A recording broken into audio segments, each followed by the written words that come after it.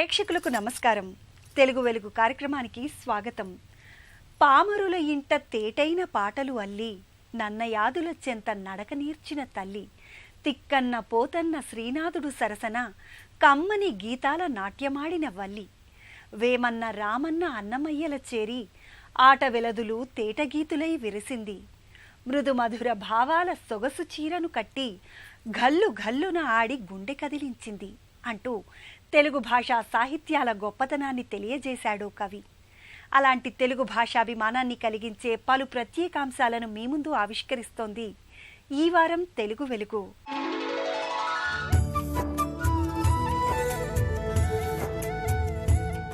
తెలుగు భాషలో తికమకలు ఎన్నో. అక్షరాలతో ఆటలాడి పదాలతో సయ్యాటలాడి మిమ్మల్ని ఆలోచింపజేసే ఈ వారం తెలుగు వెలుగు ప్రశ్న ఏమిటో ఇప్పుడు చూద్దాం.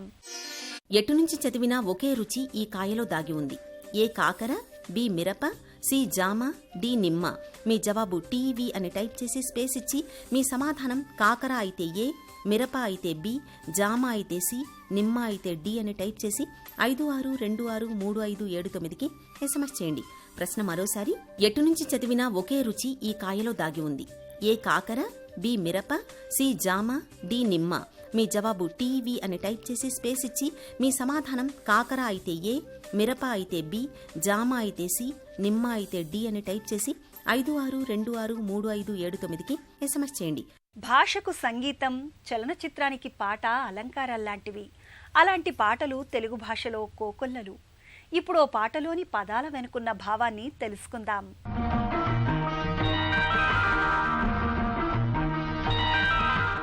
చలనచిత్రాలకు తక్కువ పాటలు రాసిన మంచి పేరు తెచ్చుకున్న రచయిత గురుచరణ్ తెలుగు భాషలోని రమణీయతను, భావుకతను పరిపూర్ణంగా తన పాటల్లో అందించారు. రౌడీగారి పెళ్లాం చిత్రంలోని బోయవాని వేటుకు గాయపడిన కోయిల పాట సన్నివేశానికి తగిన పదజాలంతో మనసుకు హత్తుకుంటుంది. బో అనే అక్షరం వాళ్ళకి తెలుసు. సున్నా పైన టిక్కు పెడితే రా అవుతుంది, పొట్టల్లో చుక్క పెడితే ఠా అవుతుంది, మధ్యలో గీతతో ఇచ్చినప్పుడు అది ఈ అవుతుంది. ఇలాగా సున్నా నుంచి రకరకాల అక్షరాలు ఎలా నేర్పించవచ్చు అనేది ఇలా చాలా రకాలుగా ప్రయత్నం చేశాను నేను. నేటి ఆధునిక యుగంలో ఏదైనా విషయాన్ని వేగంగా, బలంగా ప్రచారం చేసేవి సామాజిక మాధ్యమాలు. వీటి ద్వారా మల్లీశ్వరి మన భాషా సాహిత్యాలను ప్రచారం చేస్తున్నారు.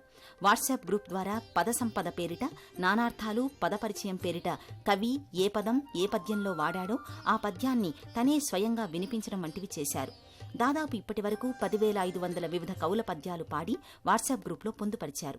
తెలుగుని 10 మందికి పరిచయం చేయాలి అని అనుకున్నప్పుడు దానికోసం నేను పద సంపద అనే కార్యక్రమాలని వాట్సాప్లో నిర్వహించాను. పద పరిచయ కార్యక్రమాలు చేశాను. మన భాష తెలుగు తెలుసుకుంటే వెలుగు అనే క్యాప్షన్ తోటి రకరకాల వ్యాసాలు నేను ఆడియో రూపంలో నేను వాట్సాప్ గ్రూప్స్లో వినిపించాను. అలాగే తెలుగు భాష యొక్క అందాన్ని తెలియాలి అంటే మన ప్రాచీన పద్య సాహిత్యము, సామెతలు, పొడుపు కథలు ఇలాంటివన్నీ చాలా వినిపించాలి పిల్లలకి. వినిపించినప్పుడే తెలుగులో ఉండేటువంటి ఆ తీయదనం ఏంటి అనేది వాళ్ళకి అర్థమవుతుంది. 10,000 పైన పద్యాలను నేను వాట్సాప్ గ్రూప్స్లో పాడి వినిపించాను. మల్లీశ్వరి చేస్తున్న భాషా సేవకు గుర్తింపుగా ఎన్నో పురస్కారాలు, బహుమతులు వరించాయి. విళంబినామ సంవత్సర ఉగాది పురస్కారం, తెలంగాణ భాషా సాంస్కృతిక శాఖ తరపున విశిష్ట సాహిత్య సేవారత్న, బాల సాహిత్య పరిషత్, రంగినేని వంటి ఎన్నో పురస్కారాలు లభించాయి. ఇలా మల్లీశ్వరి నిరంతరం మన భాషాభివృద్ధికి కృషి చేస్తూ చిన్నారుల్లో మాతృభాషా మాధుర్యాన్ని పంచుతున్నారు. కుటుంబంలో ఉండేటువంటి వాళ్ళ ఇళ్లల్లో తెలుగు విధిగా మాట్లాడాలి.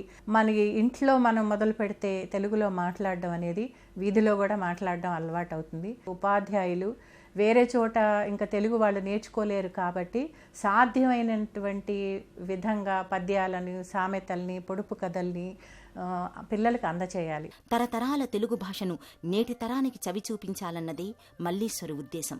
తెలుగును కాపాడుకోవాలని ఏదో సభల్లో, ప్రసంగాలలో చెప్పడమే కాదు, అనునిత్యం అమ్మ భాష గురించి ఆలోచిస్తూ ఆమె చేస్తున్న కృషి ఫలించాలన్నదే తెలుగు వెలుగు ఆకాంక్ష. తెలుగు వెలుగు ప్రశ్న మరోసారి, ఎటు నుంచి చదివినా ఒకే రుచి ఈ కాయలో దాగి ఉంది. ఏ కాకర, బి మిరప, సి జామ, డి నిమ్మ. మీ జవాబు టీవీ అని టైప్ చేసి స్పేస్ ఇచ్చి మీ సమాధానం కాకర అయితే ఏ, మిరప అయితే బి, జామ అయితే సి, నిమ్మ అయితే డి అని టైప్ చేసి 56263579కి ఎస్ఎంఎస్ చేయండి. ప్రశ్న మరోసారి, ఎటు నుంచి చదివినా ఒకే రుచి ఈ కాయలో దాగి ఉంది. ఏ కాకర, బి మిరప, సి జామ, డి నిమ్మ. మీ జవాబు టీవీ అని టైప్ చేసి స్పేస్ ఇచ్చి మీ సమాధానం కాకర అయితే ఏ, మిరప అయితే బి, జామ అయితే సి, నిమ్మ అయితే డి అని టైప్ చేసి 56263579కి SMS చేయండి.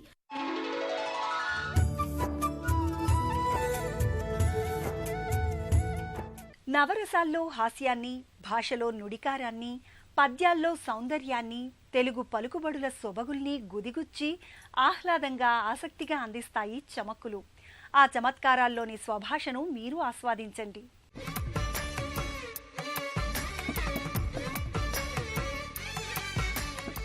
సందర్భశుద్ధి లేకపోయినా సరే, సమన్వయం కుదరకపోయినా సరే, చమత్కారం అనే దాన్ని జోడిస్తే అన్ని సందర్భాలు కుదురుతాయి, అన్ని సమన్వయాలు కుదురుతాయి.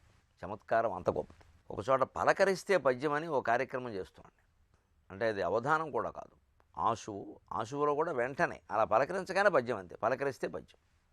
అది కూడా ప్రత్యక్ష ప్రసారం. ఎవరో రకరకాల స్థానాల నుంచి వాళ్ళ ఇళ్లలోంచి పద్యం అడుగుతారు చెప్పమని. ఒకరు అడిగారు ఆ సందర్భంలో, నేను కళాశాలలో పనిచేస్తున్నానండి, నేను భౌతిక శాస్త్రం పాఠం చెబుతాను, కానీ తరగతిలో ఏమిటో ఎక్కువ నిద్రపోతూ ఉంటారండి, ఈ నిద్రపోయేవాళ్ళు ఏం నేర్చుకుంటారు అన్నాడు. ఆయన బాధ అయింది. నేను దానికి సరిగ్గా తల్లి గర్భంలో నిద్రావస్థలో ఉండి కూడా నేర్చుకున్న అభిమన్యుడితో పోల్చి ఓ చమత్కారమైన ఆలోచన చేశాను. విద్యయనడి పద్మవ్యూహ భేదనమున వీరలభిమన్యు మించిన వీరుల గుట తల్లి కడుపుగా మారెను తరగతి గది నిదురలోనైన గ్రహింప ఎదురు లేదు. అయ్యా ఉపాధ్యాయులు వారు, మీరు కంగారు పడకండి, మీ విద్యార్థులు నిద్రపోతూనే విషయాలన్నీ గ్రహిస్తున్నారేమో, మీకేం తెలుసు అంటే ఆయన ఎంత నవ్వుకుని ఉంటాడండి. ఈ మాట విన్న విద్యార్థులు కూడా ఏం బాధపడరు, మమ్మల్ని ఏదో అన్నారు అవధాని గారు అనుకోరు. అలా ఉభయపక్షాలని ఆనందింపజేయచ్చు చమత్కారం ద్వారా. విద్య అనేది ఈవేళ పద్మవ్యూహం అయిందండి. నిజంగానే పిల్లలు కూడా చాలా కష్టంగా ఉంది. ముఖ్యంగా ఈ ఆశ్రమ పాఠశాలలు, ఆశ్రమ కళాశాలల్లో ఆశ్రమం పేరేమిటండి, అంతా శ్రమే. పొద్దున్న సాయంత్రం వరకు 6 పీరియడ్లు 7 పీరియడ్లు కావండి, పురుళ్ళు. మరి ఇదంతా పద్మవ్యూహమే. అందుకని విద్యార్థులు అభిమన్యులా తయారయ్యారంటే పద్మవ్యూహాన్ని భేదించాలంటే అభిమన్యులే ఉండాలి కదా. వీరల అభిమన్యు మించిన వీరులగుట తల్లి కడుపుగా మారను తరగతి గది. అభిమన్యుడు పాపం పుట్టి పెరిగిన తర్వాత క్షేమంగా ఉన్న కాలం కొద్దిగానే, పెళ్ళయింది, తర్వాత యుద్ధం వచ్చింది, చనిపోయాడు. తల్లి కడుపులోనే భద్రంగా ఉన్నాడు. ఎందుకంటే సుభద్ర కడుపులో ఉండగానే కొన్ని విశేషాలు అర్జునుడి ద్వారా ఆయనకు తెలిసేయని ఒక కథ ప్రచారంలో ఉంది బాగా. అందుకని ఆ తల్లి కడుపులో భావించుంటారండి తరగతి గదిన తల్లి కడుపుగా మారను తరగతి గది. అయినా మీరేం కంగారు పడకండి. నిదురులైన గ్రహింప ఎదురు లేదు. నిద్రలో కూడా గ్రహించడానికి ఎదురు లేదు కదండి, విషయం గ్రహించడం ముఖ్యం కదా అని. ఇవాళ విద్యార్థులకి పని ఎక్కువ అవడం లేదు, పని గురించిన ఆలోచనలు ఎక్కువ అవుతుంది. ఎందుకంటే ఇప్పుడు ఇచ్చేయాలి, అప్పుడు ఇచ్చేయాలి, ఇంకోటి లేకంటే ముందు ఇచ్చేస్తారేమో, వాళ్ళకి మార్కులు ఎక్కువ వేసేస్తారేమో, ఈ ఆలోచనలు ఎక్కువైపోయినాయి. ఉద్యోగాల్లో ఉండేవాళ్ళు కూడా కంప్యూటర్లు వచ్చాక పని ఒత్తిడి పెరగడానికి వీల్లేదండి, పని తగ్గాలి. కానీ అది సరిగ్గా పని చేయకపోవడం, సమయానికి అవ్వకపోవడం, ఇంకోరు ఇంతకంటే ముందు చేయడం, వచ్చిన సమాచారాన్ని సరిగ్గా ఏదైనా పొరపాటున ఓ వేలు ఇటు బదులు అటు పడితే మొత్తం పోవడం, దీనివల్ల ఒత్తిడి ఎక్కువైంది. అంటే ఏమైంది, పని గురించిన ఆలోచన ఒత్తిడి ఎక్కువైంది కానీ పని ఒత్తిడి కాదు. ఇది మనం దృష్టిలో పెట్టుకుంటే మన ప్రాచీన విద్యా విధానం అనీత విద్యా విధానంలాగా తెలియకుండానే ఎన్ని విద్యలు నేర్పేవారో మనకు తెలుస్తుంది. మనం కూడా అలా శ్రమ లేకుండా పిల్లలకి చెప్పగలిగితే తల్లి కడుపులో ఉండగానే చెప్పొచ్చునండి, అభ్యంతరం ఏం లేదు. వారు నేర్చుకుంటున్నామని వారికి అనిపించకూడదు, అంతే తేడా. అలాగే ఈ వారం ఒక మంచి సామెత, కనపడినప్పుడల్లా దండాలు పెడతామేమిటయ్యా అంటే చేతులు ఊరికే ఉండే ఏం చేస్తాయిలే అన్నట్ట. ఆయనదో లౌక్యం ఇందో లౌక్యముడు బాబు. మహామేధావులు ఈ దేశంలో, ముఖ్యంగా తెలుగునాట మేధావులు, మామూలు వాళ్ళు కూడా మహామేధావులు అండి. అవతల వాడు ఏదో కడుపులో పెట్టుకుని మాట్లాడతాడు, వీడు అంతకంటే ఏదో సర్వావయవాల్లోనూ పెట్టుకుని మాట్లాడతాడు. అంటే వాడికి అనుమానంగా ఉంది, వీడు ఎందుకు దండాలు పెడుతున్నాడు, అస్తమానం పెడుతున్నాడు అని. అందుకని వాడు ఏదో అనేసాడు అక్కడ. అస్తమానం కనపడితే అస్తమానం దండాలు పెడుతున్నాడు అంటే చేతులు ఊరికే ఉండే ఏం చేస్తాయన్నట్టు. అంటే ఊరికే ఇలా ఉంచడం కంటే ఇలా ఉంటే మంచిది కదా, ఏమైనా ప్రయోజనం జరగచ్చు. ఇది లౌక్యం.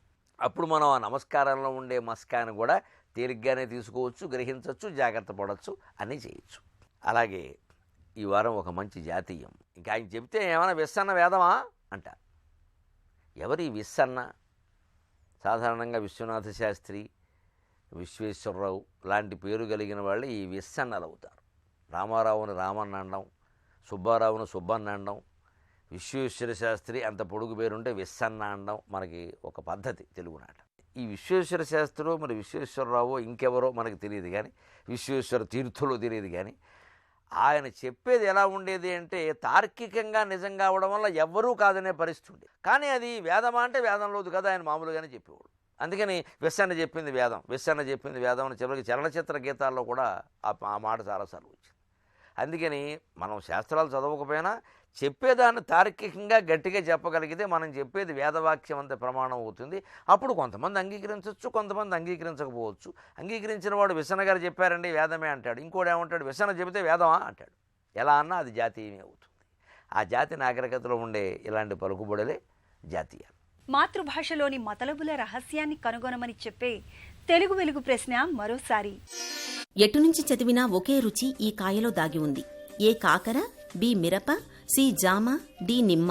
మీ జవాబు టీవీ అని టైప్ చేసి స్పేస్ ఇచ్చి మీ సమాధానం కాకర అయితే ఏ, మిరప అయితే బి, జామ అయితే సి, నిమ్మ అయితే డి అని టైప్ చేసి 56263579కి ఎస్ఎంఎస్ చేయండి. ప్రశ్న మరోసారి. ఎటు నుంచి చదివినా ఒకే రుచి ఈ కాయలో దాగి ఉంది.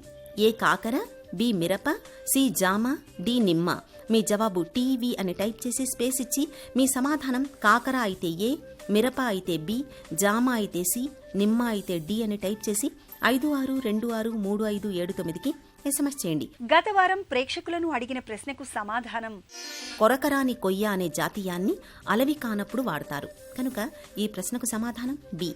ప్రేక్షకులు పంపిన సమాధానాల్లోంచి ఎంపికైన విజేత బివి రమణమూర్తి, ఆర్కే నగర్, అనంతపురం, ఆంధ్రప్రదేశ్ రాష్ట్రం.